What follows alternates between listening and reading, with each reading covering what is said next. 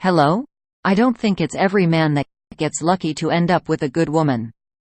A woman who will not cheat on you and will protect and value what you both have. At one time, I thought my ex-wife would be my ride or die, but I was wrong. She hurt me badly and broke our vows.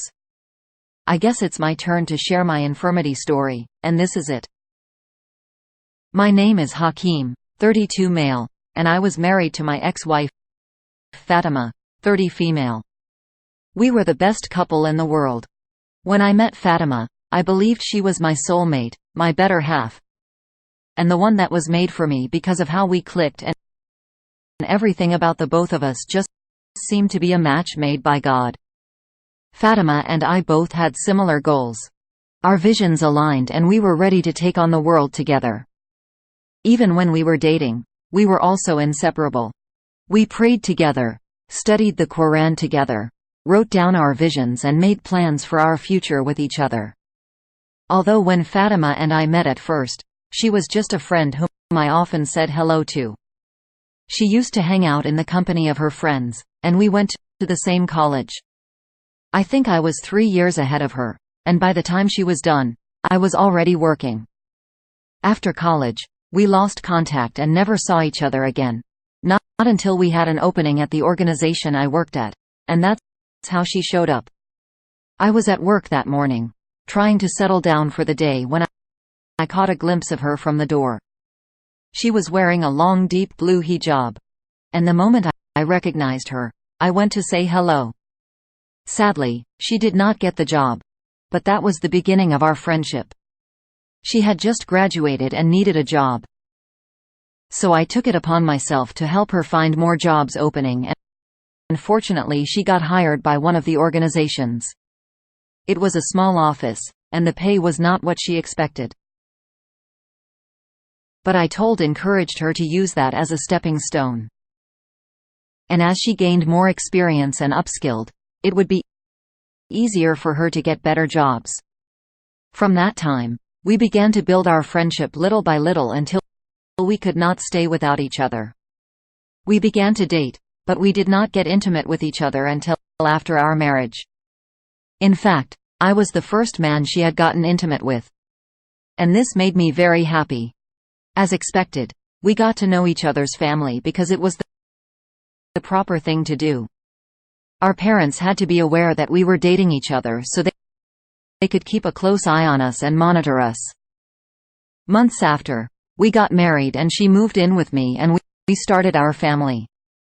When I said at the beginning that we were a match made by God for me, I was not bluffing right from when we were dating until our marriage. It has been a chain of good things happening to me. And I'm very confident it had to with her because they all began when we started seeing each other. Also, I am someone who believes that there are people that can be carriers of luck and good charm, and Fatima was one of those people. In the cause of being married to Fatima for 3 years, I got promoted twice, and the second promotion was mind-blowing. I was promoted to the position of the financial manager of my organization, and it came with a significant pay bump, and our lives improved immediately. We had a daughter together, Habibat. She was our first and only child. And when Habibat was born, I was the happiest man on earth. It was at that moment that I understood what the joy of fatherhood felt like. By just holding my little daughter, I made up my mind to be a better father to my daughter and a better husband to my wife. But it's like they say, 1 minute you'll be holding your baby as she's just born.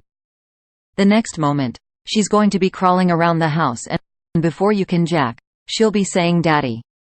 This was the case of Habibat.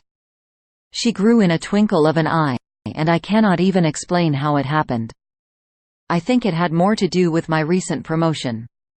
My schedule became very busy and I barely had time to be at home to watch her grow or spend time with them like I used to before the promotion came. So I tried my best to make it up to my family by taking them out on weekends. And I tried to spend more time with Habibat when I got home in the evenings. I had the one rule of never taking work back home. No matter how important it was, It had to wait for the next day because of the number of times I tried that, believing I would wrap up on time and spend time with Alibaba.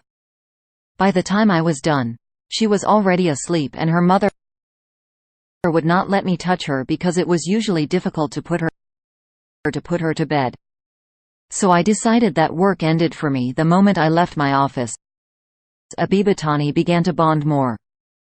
She understood that Mommy would spend time with her in the afternoon, and when night came, it was Daddy's turn.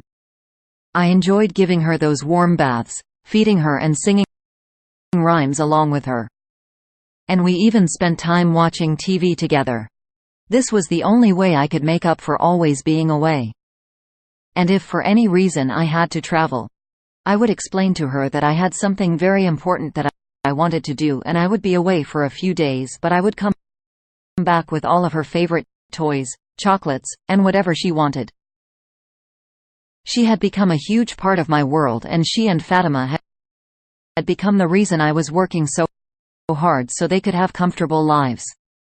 After the promotion came, Fatima and I had discussed moving into a bigger house, so Habibat could have enough space to play in. And it was already 3 years after we moved into the apartment we're living in, so it was time for an upgrade. We got an agent to help us in finding a suitable apartment, and after inspecting a couple of the houses, we found the one we loved and moved in. I think Bobibot loved it there because she was so excited when we moved in. And she would play in her empire of toys without running around our former house like she used to. I'd love to say that if it weren't for Habibat, I would not have known my wife was having an affair behind me, and she did not think it was a big deal to kiss and play with this man in front of our daughter. I guess that's how most parents said curse words or abused each other in front of their child, thinking he or she would be too small to understand what was going on. But it was not true. Children are naturally inquisitive, and they imitate every single thing we do. One evening, after I returned from work as usual, I had dinner with my family, and it was time for Happy Bats and my evening tradition. We were only allowed to watch TV until 9 p.m. so she could go to bed early. And that evening, we were already sitting on the couch watching my favorite family series. I never missed. But something happened while we watched. There was a romantic scene where the man kissed his wife on her lips, and that's when Abibat pointed to the TV and said, "That's Mommy and Boo." At first, I did not take her seriously because I thought she was referring to Fatima and me, and as sad as it is, she wasn't. She kept pointing and clapping in excitement and would say, "Mummy and Boo." When she didn't stop, I became interested. But since we had been watching the family series together for a long time, I thought she already knew the characters, and was trying to compare me and her mother to the husband and wife in the show. Immediately, I changed the channel to see if I could find a similar romantic scene in another movie, and luckily I did. But she said the same thing. She pointed at the characters, said "Mommy and Boo" again, and giggled. I knew she was only 3 years and a couple of months old. But that did not mean that she was not smart. I wanted to find out more, so I asked her who Boo was, and that's when Habitibat pointed to the ceiling. When she pointed to the ceiling, I did not understand. Though we had a couple of neighbors living above us, and her pointing to the ceiling did not really mean anything in particular. My guts told me something was wrong, but I didn't want to jump to conclusion. There was a 50 chance that Habibat was leading me to something, and there was also a 50s chance that she was just being a child who was playing around. So I decided to do things the right way. Initially, I wanted to just forget about everything, but I could not just do that.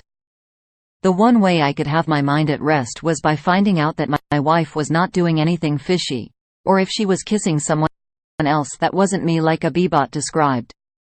The next few days, I hired a private investigator to follow my wife and find out if she was truly doing something behind my with a particular Boo, and it didn't take up to a week before the private investigator returned with pictures of my wife going on a date with a guy named. It was true what Habibat said. Fatima was having an affair with my upstairs neighbor, and she must have probably seen them kissing. Her pointing to the ceiling was her pointing at Bob's house. When the pictures came in, words could not express how hurt I felt. Fatima had broken everything we had for each other. She broke our vows and allowed another man to defile her. There were pictures of Bob holding her in the waist, holding her hands, and another one of him trying to feed her in a restaurant. It was a bit difficult to believe that while I was away grinding my ass to provide for my family, so they could live better lives, Fatima was messing around behind me. To even make it worse, we had moved into the new house, and it wasn't even up to a year. Bob had been living there way long before we came in, so I didn't get if it was Fatima that flirted with him, or if it was Bob who made the move. My personality is the kind of personality that you can see through. If something is wrong, you're definitely going to know that something is wrong. And if I'm bothered about something, one can easily tell you to. I am very terrible at pretending. And the day I realized that Fatima had been cheating on me in front of her baby, a lot of things changed. Whenever I returned home in the evening, I would only eat and then spend the rest of the evening talking to and playing with Habibat.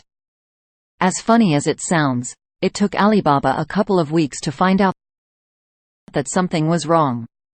And this was because after she served us dinner, she would dump a Bebert with me, then be in the room with her phone until she eventually slept off.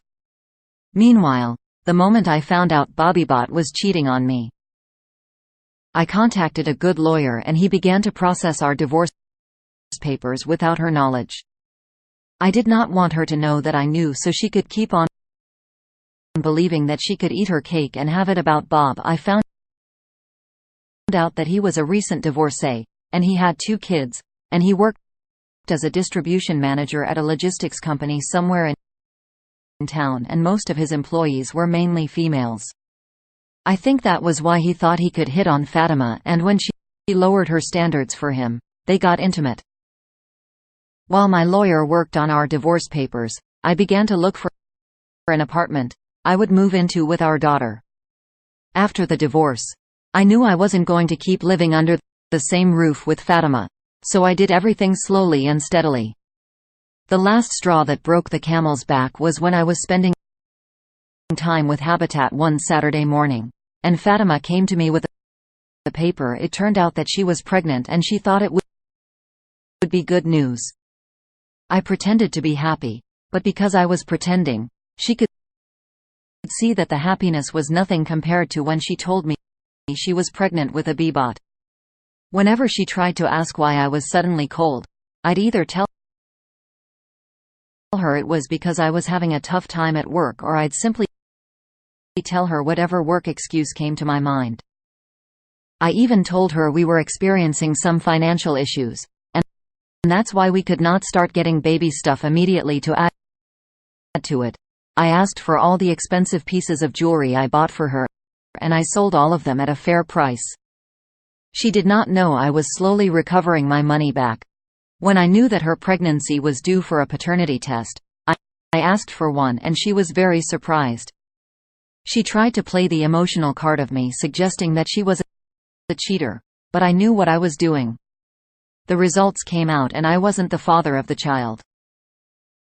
She said she could explain and began to spew rubbish. Then she had gone to see her parents that day.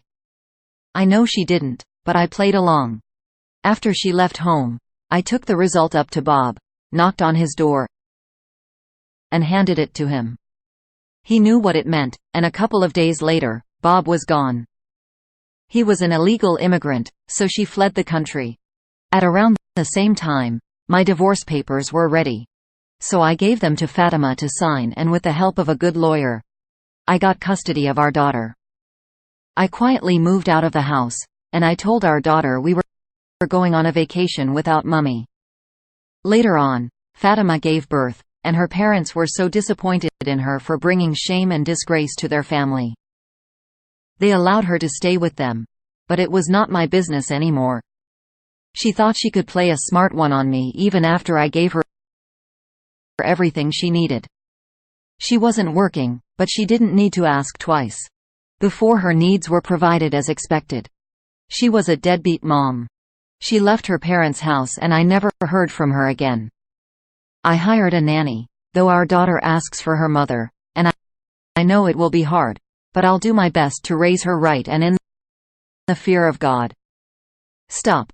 Most of you are not subscribed. Remember to like and subscribe. If you like the video, everything helps for the algorithm.